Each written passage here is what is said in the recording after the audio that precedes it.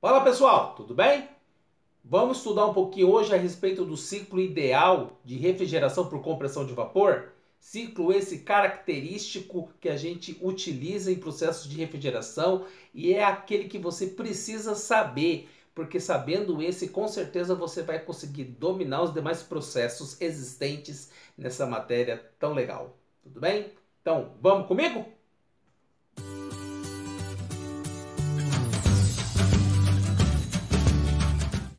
Turma, beleza?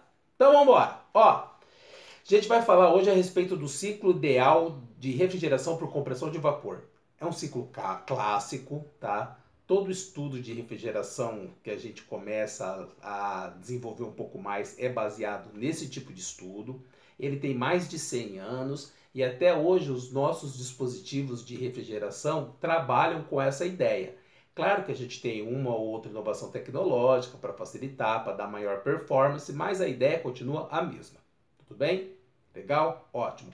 Então, o que nós vamos fazer? Trabalhando em cima do gráfico temperatura por entropia, nós vamos comentando a respeito desse ciclo, que aí fica mais fácil para você relembrar as ideias que já estudou em sala de aula. Tudo bem? Então, vamos fazer um esboço do gráfico. Esboço, hein? Porque o negócio aqui é feio. Vamos lá? Olha que coisa mais linda esse nosso esboço. Literalmente um esboço, né? Bom, turma, nesse nosso ciclo nós temos então 4 etapas, tudo bem? Nós vamos analisar 4 pontos e a partir deles é que nós vamos verificar a entalpia de cada um desses pontos analisados para a gente poder fazer os nossos cálculos, tá bom? Ótimo, maravilha. Qual que é a ideia da refrigeração? Nunca se esqueça disso. É necessário remover calor de um espaço refrigerado e rejeitar esse calor em um ambiente quente. Aqui na refrigeração, a gente se preocupa com a remoção desse calor, tá? A gente se preocupa com a remoção do calor do espaço refrigerado, certo? Diferente da bomba de calor, quando a gente analisa bem mais a questão do calor que está sendo rejeitado para o ambiente quente, aqui a gente vai se preocupar, o objetivo é a remoção de calor, tá bom? A rejeição para o espaço quente, para o ambiente quente, faz parte do processo, tá bom? Ótimo. Então, sabendo disso, a gente vai começar a nossa análise. Onde fica o nosso primeiro ponto de estudo? O primeiro ponto de estudo, ele vai ficar aqui, ó, em cima da nossa curva do fluido de trabalho. Nesse ponto aqui que a gente chama de 1, nós temos então nosso fluido de trabalho na condição de vapor saturado, tá bem? Depois eu explico cada um dos processos que estão envolvidos, mas como vapor saturado, após ele eu vou ter uma etapa de compressão. Compressão essa isentrópica. O que é um processo de compressão? É um processo no qual tem uma diminuição de volume e, consequentemente, nesse caso, eu vou ter um aumento de pressão e de temperatura, tá bom? Então, ó, vamos lá. Vou fazer aqui 2. Faz de conta que é uma linha reta vertical bonitinho, perfeito? Ótimo, maravilha.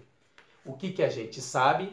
Que esse processo aqui, ó, ele é isentrópico. Então, S1 igual a S2. Isso a gente sabe, beleza? Então, maravilha.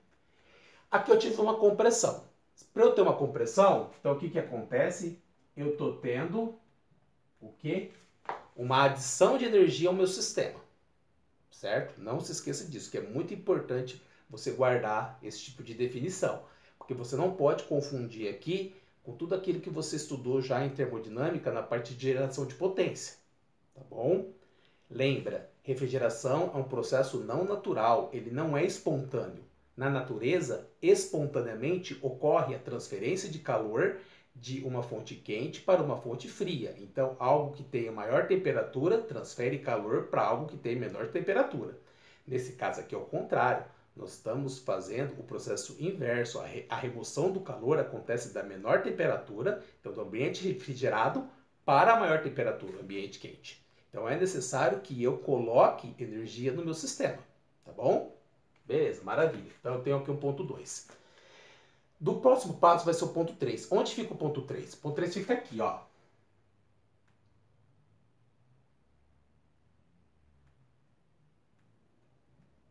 Olha aqui onde está o ponto 3, tá bom?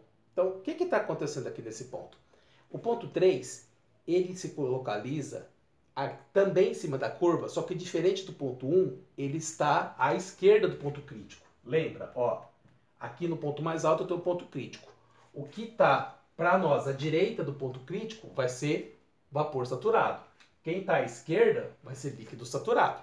Então, meu ponto 3, como está à esquerda do ponto crítico, ele vai ser líquido saturado. Tudo bem? Ótimo.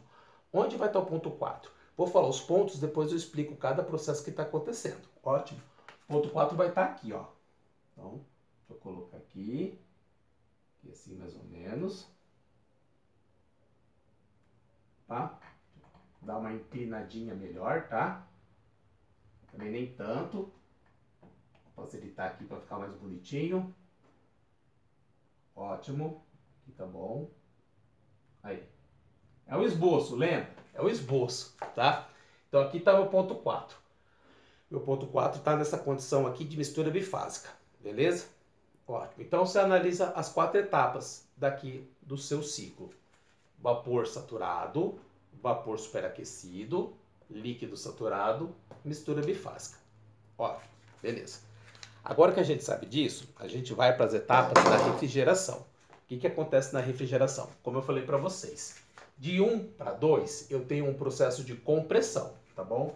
Então aqui eu tenho uma compressão, certo? Então, a compressão, ela é realizada por quem? Por um compressor, certo? Ó, olha aqui como está meu fluido de trabalho. Meu fluido de trabalho está como um gás pleno, certo? Ele está no estado de vapor. Então, por ele estar no gás pleno, a ideia ideal é que seja utilizado um compressor. Diferente do que você viu lá no sistema de geração de potência. Sempre vou fazer esse paralelo, tá bom? Porque a gente já estudou lá. Diferente do que você viu lá, lá eu tinha uma bomba, porque a bomba ela mandava líquido saturado, certo? Ele comprimia esse líquido saturado para ir para a caldeira. Então, se eu falo de líquido, eu falo de bomba. Aqui eu falo de gás, eu falo de compressor, beleza? Então, aqui eu tenho uma compressão, ótimo. Da etapa 2, 3, é a minha etapa na qual, ó, vou até fazer grandão, tá? Eu tenho, então vou colocar um QQ aqui. Eu tenho uma rejeição de calor do meu sistema. Então é aqui que é rejeitado o calor, tá bom? Aqui rejeita calor, de 2 para 3. O dispositivo que faz esse tipo de processo é chamado de condensador, tá? Então aqui, ó, eu tenho o condensador. Ótimo. O que o meu condensador faz? O condensador, ele é um trocador de calor. Característica do trocador de calor, ele é isobárico. Vamos ficar mais gritante e marcante delas. Ele é isobárico, tá bom? O que significa? Significa que a pressão do ponto 2 é igual à pressão do ponto 3, tá? Então, ó, P2 é igual a P3, beleza? Maravilha, ótimo.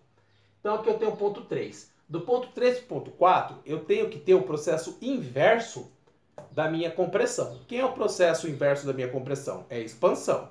Você estudou lá, na parte de geração de potência, que quando eu tenho uma expansão, eu tinha uma turbina. O problema é que se eu tiver uma turbina aqui, eu vou ter uma alteração na minha energia. Tá? E eu não quero alteração de energia. A ideia é que eu tente manter uma menor inserção de energia possível no sistema para que ele produza melhor fruto, para que ele produza o processo de refrigeração do melhor modo. Se eu tiver minha turbina aqui, eu vou ter uma alteração nesse processo. Isso não é legal. Então eu tenho que tentar fazer a expansão, mas de um jeito diferente de usar a turbina. E é aqui que entra em ação a chamada válvula de estrangulamento. Porque a válvula de estrangulamento, ela vai fazer o quê? Ela vai fazer o processo de expansão, o meu fluido vai expandir, só que a válvula de estrangulamento, ela tem uma característica fantástica.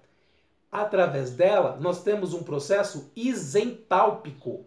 Isso é novo, você não conhecia. O que é um processo isentálpico? É um processo no qual nós temos uma conservação da entalpia. Então, nós podemos falar que a entalpia do ponto 3 é igual à entalpia do ponto 4. Então, aqui ó, eu tenho uma válvula de estrangulamento e eu sei que, vou até colocar aqui, ó, vou colocar em vermelho para deixar bem diferenciado, destacado, que H3 é igual a H4. E isso é muito importante na hora que a gente for resolver exercícios, tudo bem? E por fim, do ponto 4 para o ponto 1, vai ser o processo que eu tenho, o quê? A remoção de calor do ambiente refrigerado. Então, ó, aqui, ó, eu tenho a remoção de calor do ambiente refrigerado. Essa remoção acontece por meio de um trocador de calor também. Então, a gente sabe que trocador de calor é um processo no qual eu tenho o quê? Pressão constante, exato, não confunda, ele é isobárico. O nome desse trocador de calor aqui na refrigeração é evaporador. Então aqui eu vou puxar uma setinha para baixo. Aqui eu tenho evaporador. Tá? Comumente a gente utiliza os nomes evaporadora e compressora, ou evaporadora e condensadora. Tá bom? Então tá aqui meus 4 processos. Então eu tenho aqui 1, 2, eu tenho uma compressão isentrópica. 2, 3, eu tenho uma rejeição de calor por ambiente quente por meio de um condensador. 3, 4, eu tenho um processo isentálpico por meio de uma válvula de estrangulamento. E o processo 4.1, ele se dá por meio do quê? De um evaporador, mas o que a gente tem que guardar? Eu tenho remoção de calor do espaço refrigerado por meio de um evaporador. Evaporador, compressor, condensador, válvula de estrangulamento. 4 etapas, 4 dispositivos, que a gente depois vai ver como que nós fazemos o balanço energético deles. Tudo bem? Legal? Bom, isso posto, pessoal, você tem a ideia geral do conceito teórico da refrigeração por compressão de vapor. E esse ciclo é ideal, porque, ó, minha compressão, ela é isentrópica. Guarda sempre isso, tá bom? Turma, então eu vou disponibilizar para vocês esse vídeo e também quero colocar um exercício aqui para a gente poder consolidar esse conhecimento, tá bom?